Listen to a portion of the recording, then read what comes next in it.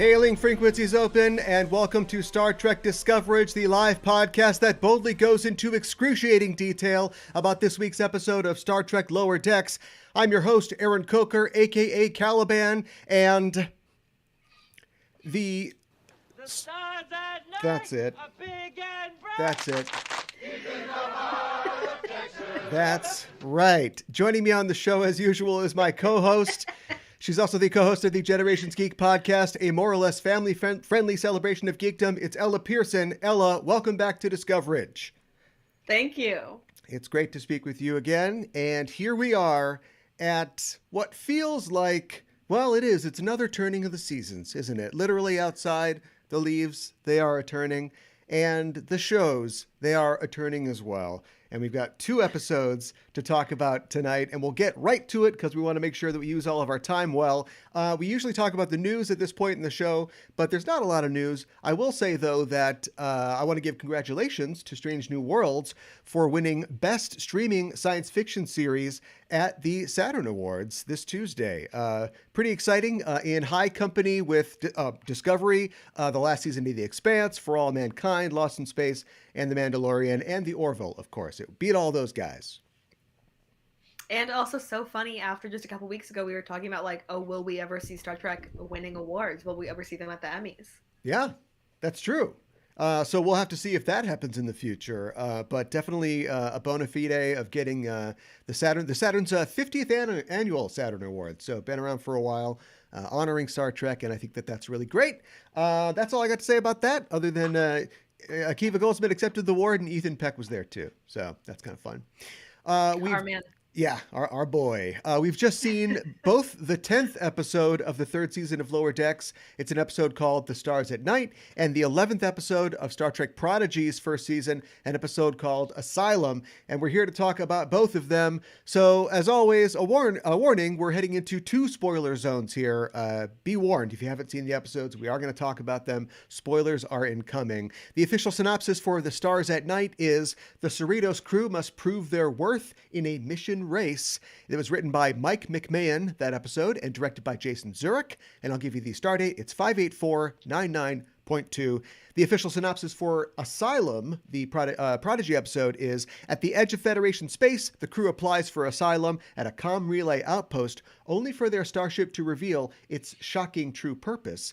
That episode was written by Kevin and Dan Hageman, the directors of Prodigy, and directed by Steve In-Chong-an and Sung Shin. And the star date for that episode is 61209.5. And just right off the bat here, I guess I wasn't really tracking like the difference in time periods, but there is a pretty significant difference in time periods between these 2 shows. Prodigy is, I think, 3 to 4 years ahead of where Lower Decks is right now. And I feel like you notice it a bit. Like the ship in Prodigy is so like, obviously it's a very advanced ship. Yeah, it's a prototype. Flying, but still. Yeah. And I'm not going to go back and do the math about when Picard was trying to do the Romulan flotilla and get everybody off of Romulus and stuff like that. But they've got, as we'll talk about, they've got Picard as an admiral in the episode of Lower Decks. So that must have been pretty early in his admiralhood. He must have been like a brand spanking new admiral at that point. But we will talk about that in a second. We're going to talk about the Lower Decks episode first, but I wanted to mention about the episode Asylum, the Prodigy episode. We find out a couple new things in this. Of course, Chakotay returns to the role of Chakotay. Robert Beltran is back after however long it's been since Endgame, I guess. That's as long as we've seen Chakotay.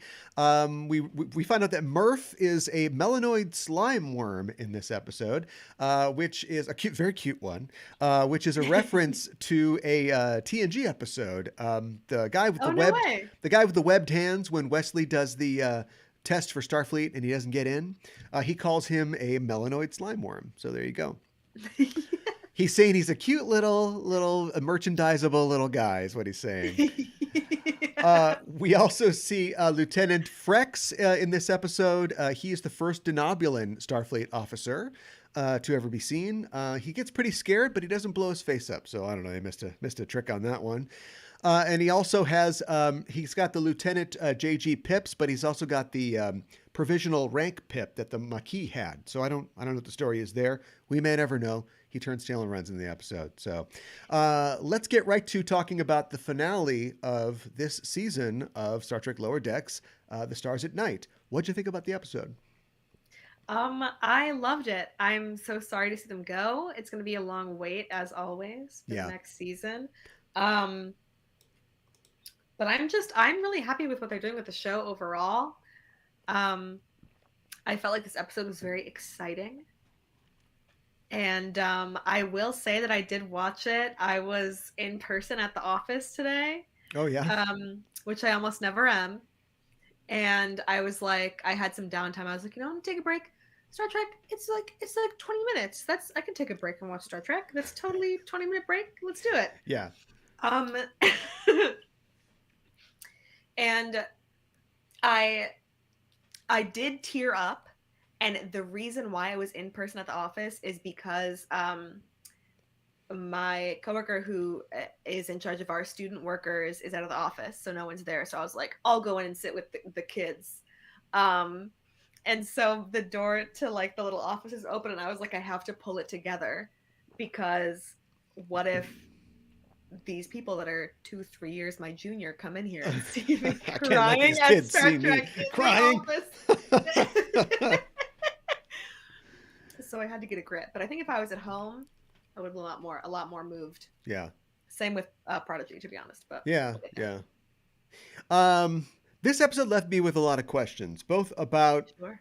what's going on in the world of Star Trek, but also like the future of Prodigy, and we'll talk about that part later. But because they kind of, we know that the show's going on for a fourth season, but it almost felt like they were kind of like, let's just like wrap a lot of these like little plot lines up, and then maybe start, with new stuff later. I feel like we've seen Mariner kind of turn a corner or say, I'm going to be different before, but this felt like, I don't know, maybe we'll see a new Mariner going forward after this. So it didn't feel final, but it felt like a new level. Are we gonna, so I can't, what's his name again? Bueno Amigo. Captain Good Friend. Yeah, No way, Bueno that's a Amigo. bad guy. Yeah. So is this the end of like Rutherford's sort of mystery then? Like we've got it. He Yeah, was the that's what I was guy. thinking. I was like, I was surprised at how quickly we resolved it. I wouldn't be surprised though. I mean, it is, we're not watching Deep Space Nine. Like Yeah. we don't have to be in these little serious plot lines. We don't have to be in them for the long game. Yeah. So I'm not mad about it, but I was like, oh my God, like, is this really the reveal? Yeah. I mean, they can use it to pay off new things later, I guess, but Yeah. it did just kind of turn around. I thought that this was interesting because like there are a lot of, the show always is like kind of revisiting literally sometimes like TNG plots and taking things from Star Trek, but like this is just like, let's do the ultimate computer, but like what if the ultimate computer didn't have enough shooting? What if it was just we hear that some robot ships are destroyed and then a guy cries over his computer, which I just watched 2001 for another thing, and it made me think of killer computers and that. But so what if we like got more shooting into like the ultimate computer from TOS? And I thought that was kind of interesting. And something that a point they make in the ultimate computer, the original series episode, and a point that they do make in this is that, okay, sure, we can make like these cool ships that fly themselves, but like they're not going to have the heart. They're not going to it's not us out there. It's not humans and beings like doing this exploring. And I like the fact that they, touched on that idea. It's just, it's a weird and serious kind of beat to put in a comedy show we love our crazy crew, but they screw things up kind of a lot. Like maybe a couple robot ships, to kind of help out once in a while, might help. I think that the point would have hit better if we didn't see like the Cerritos kind of limping from planet to planet sometimes. Of course, if the AI is based on the murderous burn your heart in a fire AI, I mean that's a no starter. We can't do that.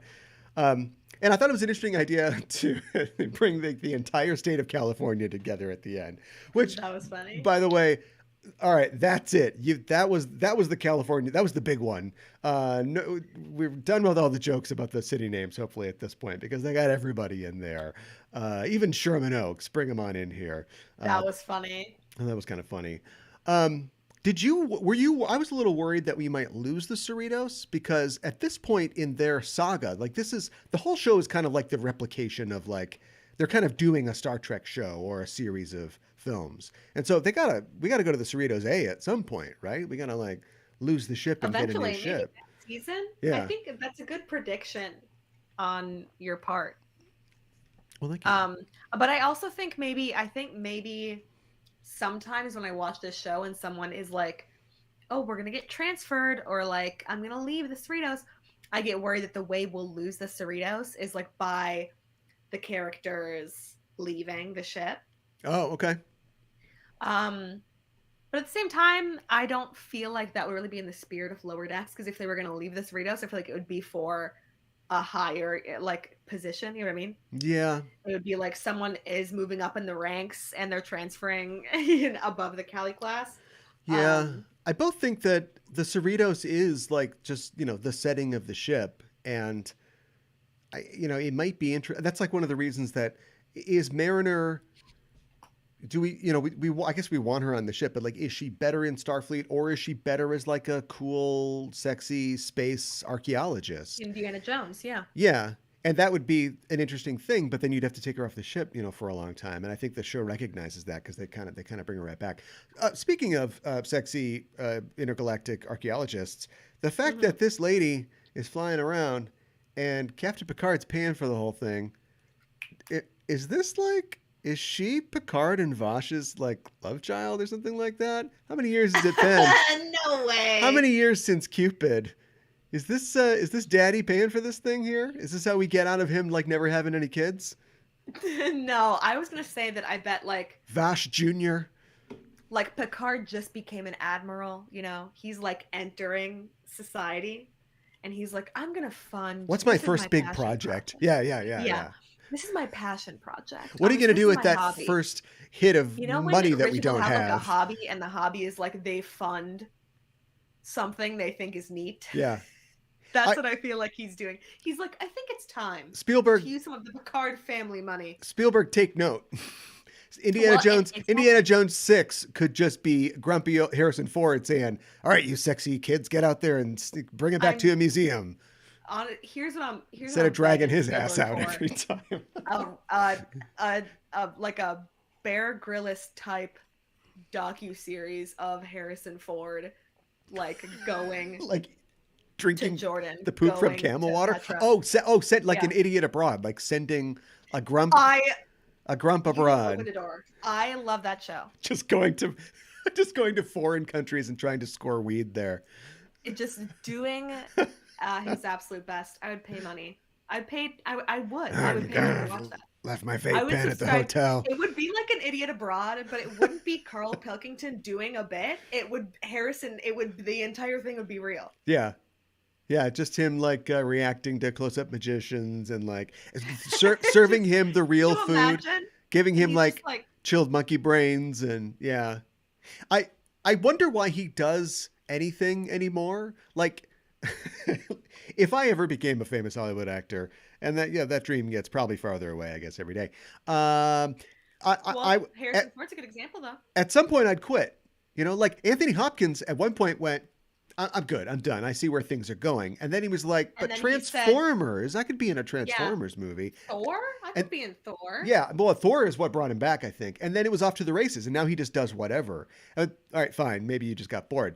But like Harrison Ford seems like a guy who he can't get bored with his own life. Like he's happy just doing his own thing. And now he's going to do Marvel stuff. His own thing is like crazy. Maybe he needs more planes. Yeah, he's playing Thunderbolt Ross. Oh, you got to listen to Just Enough Trope, where we report all the news that's fit to cast in the world of nerdy entertainment at justenoughtrope.com. He's replacing William Hurt. Yeah. Oh, she's sorry, she shook. We gotta we gotta pack that one. This is a Star Trek podcast. We gotta pack that one in, save Okay, it for all right, later. yeah, we'll do that That later. is too much.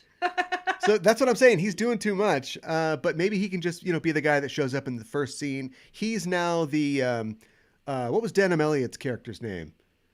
Uh, Marcus Brody. He's the Marcus Brody now. He's like, go off and do that stuff. Come back Go later. ahead. Yeah. Anyway, just trying to save Indiana Jones. That's me. What else? Yeah, it closed pretty clean. I don't know. I'm going to stop saying it because I don't like sounding like a broken record, but like I'm 100% right. Good job, me. It's just like an action show now. And, that's fine. But I mean, like, don't try to tell me that the 3 episodes in a row, there's 3 ship battles, things are blowing up. There's very few jokes. Like, if this is what the show wants to be, that's fine. But, like, I just didn't, it's not that funny. Mm-hmm. And it made, that's okay. And that's okay. Well, it is. I feel like they were just going out with a bang at the end of the season, Yeah, that's why it felt to me like I know there's more, but it felt like if this be our end, this is a fine end. But of course, they're going to continue. I'm trying to think of what else we could explore. I don't know. It's Lower Decks. They always have new material, new grist, new plots to put a spin on. Any last thoughts about this before we talk about Star Trek Prodigy? Well, I'm second guessing myself because I watched both episodes very close together. Mm-hmm. But was the Van Sitters this episode or Prodigy? That was this episode. That's what I thought. Yeah. So we should talk about that. Okay, sure. Go. Wasn't that crazy? Yeah, it was great. It'd be a shame if the Van Sitters went down with all hands. We would not want to see that happen. And a Sovereign class, perfect. That's perfect. I just thought it was so sweet, especially like the way I wish I hadn't seen. I saw like Van Sitters tweet about it earlier today. Yeah. And I was like, oh, that's sweet. I wonder what that's from. And so it was like, I didn't know it was like a spoiler. And so then when it like happened, I was like, wait, that's so nice. Does or will this show reference current shows? Do you know what I mean? Like currently it's... I bet they will. Yeah. Because it's time to do that now. Now that we know that I didn't... Whatever article I read, I clearly skimmed. And Boimler and Mariner will be on Strange New Worlds. I feel like they have to start... Like, there's going to be a reference somewhere. You know what I mean? Yeah. And I hope we see the Van Sitters in other shows for sure. I think maybe it'll be a while. I don't know. It should be... Yeah, the problem is that, like, you only get 2 seasons. I mean, if this is canon, and we all know the series is canon, then there's no way they can know about the fate of the Star Trek Discovery. In fact, I guess they don't know about the Star Trek Discovery at all. Dumb. That's still a dumb development. But we'll talk about that when Discovery comes back soon. Yeah, I'm sure that they'll find ways to reference things. Like if theoretically species 10C, assuming everything goes okay there. Oh no, they're in the future. Everything's in the future. Oh, Discovery, why you do this to me?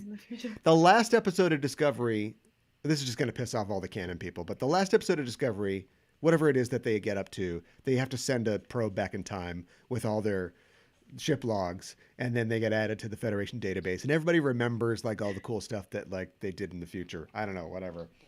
I think it's too bad. It's a ship full. It's the most diverse ship in the fleet. It's a ship full of like heroic men, women, and non-binary people, and of course, we've buried the entire ship. So that's we'll talk about that on another episode. This is a fun kid show, cartoon episode. And that's why we're talking about a fun cartoon kid show. It's called Star Trek Prodigy. They had the mid-season premiere of the second half of their first season, an episode called Asylum. And when it started, I was like, oh, is this Avatar 2? Is this the Avatar 2 trailer? We start off underwater. I did also have that thought. Yeah, which I was like, maybe they're trying to like kind of tweak Avatar a little bit. But it ended up being... I think they're just doing a cool bit. It's a cool bit. Yeah. But everything is inspired by something. By something? And correct? this opening was inspired, I think, by both Star Trek Into Darkness and I thought obviously about that too. Star Trek 4. Saving a whale. They're literally saving a Mm-hmm. whale. And I think it's interesting that we're introduced to the crew after them escaping and basically destroying Tars Lamora. And I think it's interesting that we learn that they are trying to buy their way into heaven, essentially. It's like we stole your ship, but now we're gonna like save Uh-oh. whales, help old ladies cross the galaxy. We're gonna do all these things and hope that when we finally run into the Starfleet, they'll be like, okay, you guys seem like you're all right. I mean, but that's the move though, right? Instead of being like, yeah, I guess we stole a ship, time to go for a joyride. It's like we're gonna do something with the ship. We're gonna get after it. Yeah. And they all, I think I've made no secret of, my desire to see them not join Starfleet, but I just think that that's kind of the baseline of every show. Everybody has to be in Starfleet. So, okay, fine. But don't you want to see I them? want them to all reach their highest potential. And I don't think that has to Yep. be a job in the military necessarily. But Well, they're already facts on the one hand, facts. facts. Yeah, like facts, like true. Okay. I saw you were trying to send me a fax. I'm like, I got to get plugged in. Yes, facts. But secondly, they're already kind of doing it because they've got their ship. But the show, I think, also knows that they need a reason because immediately they give us this hook where everybody goes through the species scanner, which is like, again, Starfleet. It's kind of like, what if my species is just like that's kind of for me? That's kind of like my own personal thing. But right away, Dahl learns like, oh, these guys know, but apparently I gotta go to the thing, so it becomes part of his quest Exciting. now. Yeah. So hopefully, let's see that he gets the information that he's looking for. Um, so I'm kind of unsure. We knew that like Gwen got zapped at the end of the last one, and so the effect of that appears to be that she has lost her memories. And I guess her memories in this case are not, she remembers everybody, not her recent memories, but just she can't tell them all the things that they would have wanted to know about Tars Lamora now. She's lost that part, at least for now, until the end of the episode. Yeah. Um, so that's kind of interesting. And it's interesting to see a character who's usually so confident both be out of her element, but also be kind of handicapped in a way because now she doesn't know what to do. And they put her in the aliens Prometheus bio bed. You're like, nothing good ever happens to one of those. And then it like fills up with like diagnostic juice or something like that. It's like this thing should not have a fill up with water option. So that's a bad thing. A fill up with water. It's like Kingsman. Yeah. Yeah, it's like scan to see what's wrong with her. Oh, fill up with water. Oh, Fill up with I water hit the button. wrong button. Okay. Well, you never. What if you put somebody in there and their species and they breathe water underwater? They breathe water. That's true. Oh, maybe they just switched it to aquatic species scan. There you go. Yeah. Aquatic species in in the tube. Right. We got to get the water in. There's no water in there. Get the water in there. I was like, oh, she's really like, she's drowning. This is a nightmare. Yeah. She is drowning. This water. Very scary for a kid show. But then, of course, there's fun kid show things like hot dogs. Who knew? Of course, Jenkum Pog would discover the hot dog and thinks that they're the best thing ever. I had a vegan sort of hot dog brat type thing last week, and I was watching. Sure, I will. And I was like, I think I get it now. Like me and Jenkum Pog, we're right there, except mine are vegan. Do you know? I don't think he's a vegan. That'd be a plot twist. He's a vegan. No, I'm eating the vegan hot dog. Well, it was more of a brat, fancy. Was it tofu? That vegan tofu, butcher or was it Minneapolis? Impossible, or what was it? It was from the Herbivorous Butcher in Northeast Minneapolis. Oh, okay. And the funny part is that they ship nationwide. Oh, so we're doing an ad for them right now.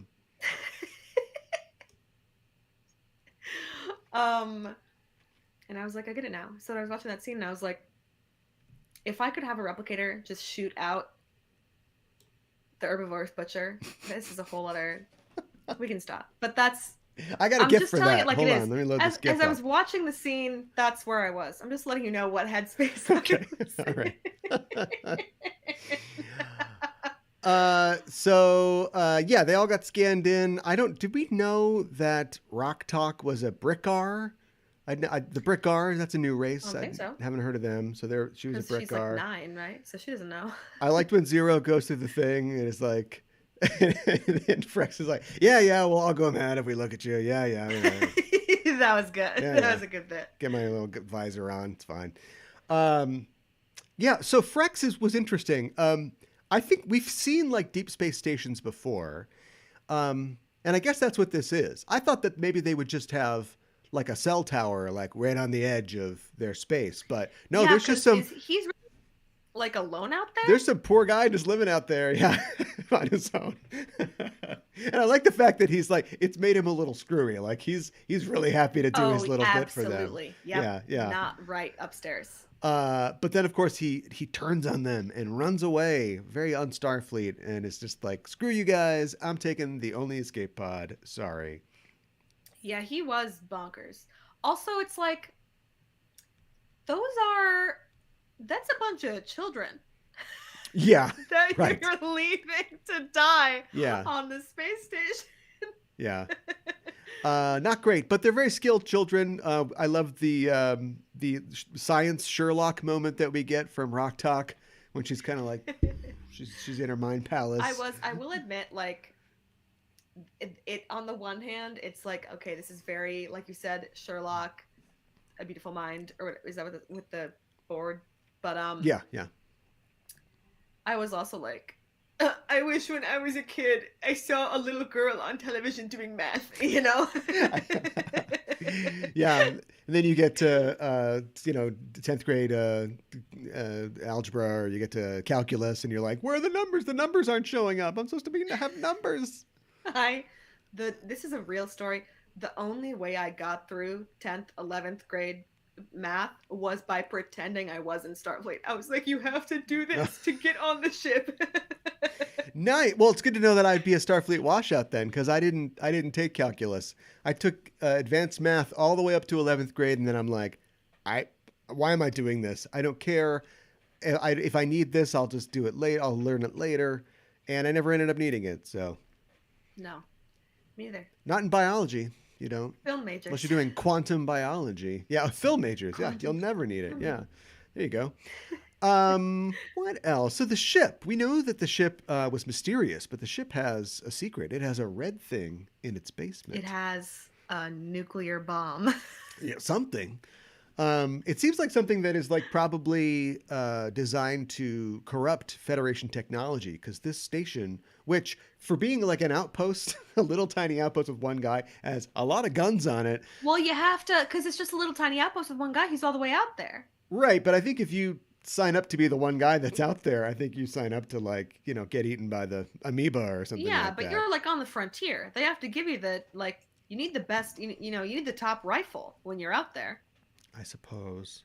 Not to be American about it, but I was gonna say, well, that's what I don't know Starfleet what is. came over me. That's what Starfleet does. All of a sudden, I was on the porch with a shotgun in my lap, just rocking. How are we gonna make colony? Glass of lemonade. Frontier without? Yeah, right. So that is. You can't be out there without a gun. That's distressing, and it makes even more scary. Now there's kind of like a ticking clock that when the Dauntless finds the protostar, which we expect to happen, Admiral Janeway is in charge of her. She's going to get that job done. Will it be corrupted and immediately just start shooting and blow up the protostar? Watch out. But it didn't. Like the space station could have shot more at the protostar, and it didn't. Well, it's just Right? kind of It shot shot itself. wildly, but yeah. Yeah.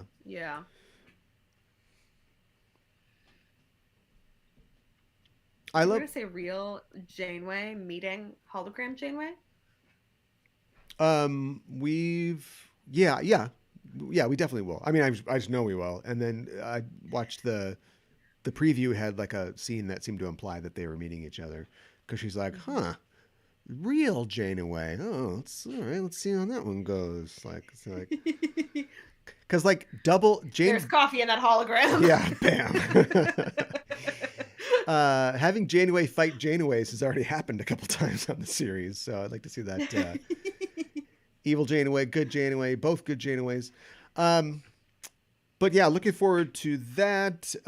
What else? Do you think that Murph has any more secrets? Oh, 100%. Yeah, Yeah, 100%. I wonder. And I would like oh my, what is that episode? I'm reading. Do you know the episode of Avatar: The Last Airbender where it's just Appa? I believe that there is one. I haven't seen it. I'm blanking on the title of it. The people know. Um, I would like that with Murph. Okay. There's an Because I feel like Murph is always like, oh, I'm throwing up or I'm like cute. And I would love like oh, I am crying by the end of this episode. oh, okay. You know? There's You've seen Avatar. Not really. No. I'm saving that New for podcast. yeah, well, for a podcast. The wow, the boomer take on Avatar: The Last Airbender, great. Um, I would I love that. there is an issue of the Hawkeye comic book, the recent Hawkeye comic book, recent like 10, 15 years ago, because he's got a dog named Lucky, who's his pizza dog. Oh yeah. And there's an issue that's a silent issue where we just follow Pizza Dog and he gets into like adventures and stuff like that. So that maybe kind of like that, yeah. Yeah. Matt Fraction. Me and him, we're like this. Yeah, he don't make no comics no more, or at least not many. Yeah. That's you know why? Because he had made one of the best comic book series ever, and he said, you know what, I'm done. Good amount. He was like, after that, Forget he that. gave us that Hawkeye series, and then he said, I'm gonna step down. Yeah, okay, that's probably what it was. That's probably what it was. What else? I think that's pretty much all I can think of. But I did want to ask what you think is going to happen in the future, really for both of these shows. What do you see in season 4 of A Lower Decks? Season 4 of Lower Decks, I think you're right that this time Mariner is actually like a little bit changed. Like I think that we are going to see Mariner shadowing Ransom more. Maybe there'll be some tension between her and Boimler now if she's actually trying to be good at her job. Okay. Maybe Boimler will be a little like jealous. Mm-hmm. Because I also think the other thought I had during that episode was like, have we seen her take advantage of her mom's rank and status before? Yeah. Like, I don't think so. And so I was surprised when she was like, let me shadow Ransom. And her mom was like, okay, all right. Sure. You know, Yeah. which is interesting because, like, if Boimler was like, Ransom, please let me shadow you, you know, Ransom would be like, I can't get away. So I'm excited to see what happens there. I would love to see some more fun ships from the Cali class or the Van Sitters again. But I think that's most of my predictions for Lower Decks is like Mariner. I'm stoked about, now I'm blanking on her name. What did she say her name was? The new Vulcan ensign? To something. I think it's a To T something? apostrophe something. I think it was T apostrophe something. Stoked for that. We know that I'm a sucker for like a Vulcan bit, and I think next season, nonstop Vulcan bits. Tendi and the new, like, amazing. Yeah. So that's what I see. Okay. For Prodigy, I think if we get to a point where they go to Starfleet, all of them, and like enlist, I'd be surprised if that happens next season. I think what's more likely is that Janeway, they'll meet real Janeway, and she'll send them on a little mission, you know, a little adventure. If they do end up like arriving at Starfleet Academy, I feel like it'd be more likely that like maybe we'll lose like one character from the regular cast because they're joining, like they leave. Yeah. For the Academy. Yeah. But I don't know. It's hard to tell because on the one hand, I feel like they're going to try to preserve this like, oh, we're just kids and we have this ship and we're on an adventure type thing they have going on. But it's also like, we've kind of made it a lot closer to real Starfleet than I thought we would. Only 11 episodes into the show, so Yeah. I don't know. What about you? Um, I don't know. I'm trying to think of like Nickelodeon shows, and then I realized I haven't seen a lot of Nickelodeon shows. But Mm, I know about Avatar, and I know that Avatar, like this show, was the vision of like one person or like or several people, and that they knew one, two, three, four, five, like they knew where they wanted to take it and they knew when they were done. mm-hmm. And I think that they're approaching it like that. So I think that you're right that at least for a while we're going to keep to Kid Adventures in Outer Space, and how Yeah. their interaction or meeting with Janeway affects that Mm-hmm. could extend that or cut it off. But I kind of think that maybe in a future season, maybe next season, maybe the season after, I think we kind of want to do, at least I would like to see the Neelix stories that we never saw. Neelix goes all this way from the weird ass Delta Quadrant, and then right before they get home, he jumps off board. And so I think seeing these weirdos in the familiar Alpha Quadrant that we know, you could get at least half a season out of that. And then Oh maybe yeah. maybe they get involved in some kind of like more familiar Alpha Quadrant struggle, and the fact that they have this souped up ship with the hot race car drive engine would make them useful in some regard in that way. Um, but I mean, I don't know. At this point, them just flying around and then like kind of sneaking, like putting a pill in the hot dog, putting a science lesson in there. Oh, it's about angular momentum. Okay, we got it. We're done learning things. Back to the action. I mean, that's a good formula. I mean, you can keep that going for a long time. Well, and I think you're so right to compare it to like talk about Avatar as like, oh, the people who created Avatar knew where they were going. Mm-hmm. But also, like, as you're watching the show, you kind of know where they're going. It's like, okay, so Aang eventually has to fight the Fire Lord, Mm-hmm. and you know that. Even though at the beginning it feels far away. It's Mm-hmm. like, okay, he has to reckon with it, okay, and then he's gonna do it. But then it's like not that long. Or I mean, rather it's a pretty long time before it's like, okay, he has a week. Like we have to fight the Fire Lord within a week. And so I feel like for Prodigy, I would love if like arriving at Starfleet Academy was like the final battle where like they get there, they enlist, and it's essentially the end of the show. Yeah. And then you can always do a Legend of Korra farther along the Yeah. line. Sure. Yeah. Yeah. Yeah, 5 years in, Dahl runs into the Cerritos, and he's Mm-hmm. hanging out with them. The Van Sitters, perhaps. Yeah, uh, and then of course we didn't even talk about the fact that Janeway runs into our diviner. So that's interesting. Um, we know that our diviner's a badass, but like Janeway's even smarter and more capable than was Oh on the yeah, show. So I don't know how long he's going to be able to pull one over on her.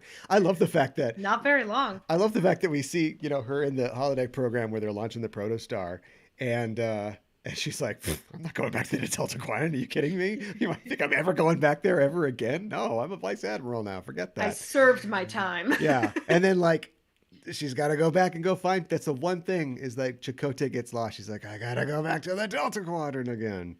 So Prodigy really was like, this one's for the Janeway Chakotay shippers. I don't know what the name is, but they said this one's for you. This one goes out to you. they're not. They just hug. They're not married. I don't know if He it's like built her a bathtub. maybe I don't. Maybe I don't. Where's the monkey? Uh, maybe I've had unhealthy relationships, but like maybe your relationship needs a little. Maybe you need a little bit of like, is this gonna work out? Is this the right person for me? Like if everything's going too good, you're like, well, they're always gonna be there. And so like I keep getting in with these shows where I'm like, are we on the same page here? Like I'm watching For All Mankind, which I recommend. I think it's a pretty good show, but like every season, I don't want it's supposed to be like another look at the sort of Cold War and space race. And I want them to like, and it's made by Star Trek people. So I want the underlying theme to not necessarily be like Starfleet, but like, maybe we could have done things a little better. Maybe we don't have to be on top as Americans all the time. But then, like every time that they run into the Russians are like sneaking around and doing stuff, and they're still clearly the bad guys. And I'm like, show which way are we going, show? Like, but I still keep watching it though. So I know that they're going to break my heart and all these kids are going to be admirals in Starfleet by the time this is over. But like at this point, I'm still got the disbelief, and I'm gonna follow that all the way to the Delta Quadrant, I think. All right, that's all I got. You? Yeah. Okay. Okay. All right. Well, oh, wait a minute. I'm going to go to the chat here. Apparently somebody. Oh no. I thought we I do. was too afraid to bring it up. I was like, I can't do it. We do They're have. going crazy. We got Janeway 7 shippers. Put that back where it came from. Yeah. I wouldn't say no. Do you think the actors have buried the hatchet, right? Respectfully. I support you. And I support you in the chat, but respectfully, your ship. But I'm waving goodbye to that ship. Blocking that tag on AO3. Like I don't. It doesn't ring true for me, for my journey, for me. I don't want any part in that. Well, show me what you got. I don't know. Send me your top 3 fix. I don't know. We'll see. For you guys, I support you. I want the best for you. But for me, I'm staying over here with that. I do see. I've heard people say that it seems like a lot of people want Picard to continue or spin off, right? So like we're bringing the whole TNG crew back. I was joking. Okay. All right. Well, we don't joke around here. This is not a funny. This is not joking material. I love being able to see the chat. A lot of people want Picard to continue, and they're bringing Raffi and Seven back for season 3 to pal around with all the TNG people. So this is like, as much as like we have a handing of the torch, this seems like a handing of the torch. Like we could see, I just said her name and I forgot. Seven and the other character, Raffi. I keep thinking of the they're going to be on Canadian singer-songwriter. Yeah, they're on the posters. They're on the posters? Yeah, they're the only ones. Everybody else got Elnor out. Everybody's gone. I miss him. Borg lady out. Yeah. So anyway, so we'll see. Hopefully their relationship. Well, I guess you can't just like get rid of them. So of course they're going to be there, but. Well, they just got rid of Rios. He's gone. Well, that's a whole other podcast. Yeah. Well, it is another podcast. It'll be happening in early February of next year. So talk to us then. That's it for this show. We got to stop this show for this week. Thank you for joining us, listeners, and thank you for your comments as well. If you like what you hear, you can follow us on Facebook and Twitter, social media at EISTPOD. You get notified when our episodes are live and broadcasting. Not only this show, Discoverage, but also our main show, Enterprising Individuals. You can tweet to us on the show by using the hashtag Discoverage. That's how we see those. You can email us at eistpod@gmail.com. And while you're on the internet, head to your listening platform of choice and subscribe to our show. Give us a rating and a review. It really does help. We really appreciate it. And that's it for this show. We are saying goodbye to Lower Decks for now. Season 4 should premiere sometime next year. If it's like the last 2 seasons, it'll be probably in the fall next year. So we'll see you fall 2023 for more Lower Decks.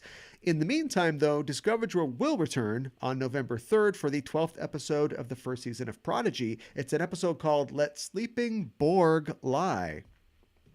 Uh-oh. Do you want to hear the episode titles for the rest of the season? Yeah. I've got them. Of course. So we got Let Sleeping Borgs Lie, All the World's a Stage. So there's a little holodeck Shakespeare thing, maybe. Yes. Crossroads. So Britney Spears is coming in. Of course. Masquerade, Preludes. Ooh. That sounds like a TNG episode. Ghost in the Machine. That also sounds like a TNG episode. Mind Walk, and then the 2-part finale, Supernova Part 1 and Supernova Part 2. So. Amazing. Yep. A lot of good stuff in store there. And we'll be next Thursday to cover it and all year until the finale on December 29th. So join us for that. We go live every Thursday night at 8 p.m. Central right here. So join us. You can follow us on Twitter or Facebook to get notified when we are live. Also subscribe to us here and you'll get a little notice saying, hey, they're live. In the meantime, check out our main show, Enterprising Individuals. We're at enterprisingindividuals.com. Every Wednesday on the show, or Thursday sometimes, I and a guest talk about a movie from the Star Trek franchise. We also have special guests and news from the Trek sphere. Our latest episode just dropped, and on it, I'm joined by my backtracking co-host and virtual theater co-host and longtime Discoverage host or guest, Gooey Fame. We talk about a fourth Kelvin Universe film, namely, where is it? Where's the fourth Kelvin Universe film? And we get fed up for waiting for it, and we end up writing it ourselves. Do you like Klingons? Do you like Chris Hemsworth? Do you like Klingon Thor? If you like these things, check out our ideas for Star Trek 4. It's on our latest episode. You can find that at enterprisingindividuals.com or wherever you get your podcasts. Thanks as always, Ella, for joining me to talk about Star Trek and the world of Star Trek. And where can people find you online? Thank you. Per usual, I work as much as any free moment that I have. I work for Star Trek Unlimited. So everyone should follow us there. And if you're local, I think I'm going to go to Twin Cities Con. I think I'll be there on Saturday. That's coming up. So, yeah. Nice. I can be found at KA1IBAN on Twitter, also at Just Enough Trope. That's where all the materials and shows from the Just Enough Trope network are. And that is it for us. Thanks for listening, and we'll see you soon. We're signing off. This is Aaron for Ella saying, live long and prosper.